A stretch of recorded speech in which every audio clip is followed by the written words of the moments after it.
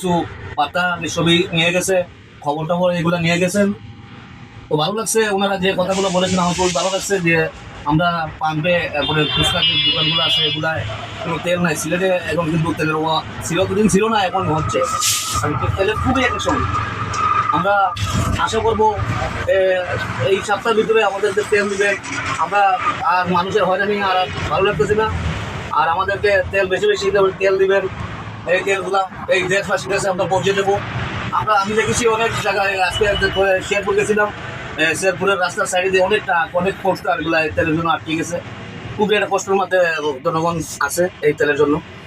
এরপরে আপনার এই যে মোটর সাইকেলগুলো আছে লাইন মধ্যে তেল দিয়ে অশৃঙ্খলা হচ্ছে। আমরা চাই না এগুলো অশৃঙ্খলা হোক। সবার কাছে আমি এটি আবেদন করতেছি যে আমাদের তেলের সংখ্যাটা একটু কমিয়ে দেওয়ার জন্য সিলেটের মধ্যে আশা করি যে সিলেটের যে তেলের সংখ্যাটা আছে ওই সংখ্যাটা মানে কমিয়ে দেওয়া জরুরি। এই যে আমার বড় ভাই সুহেল ভাই, ওনার দোকানেও তেল নাই, কারণ আমরা তেলের এটা খুবই কষ্ট করতেছি।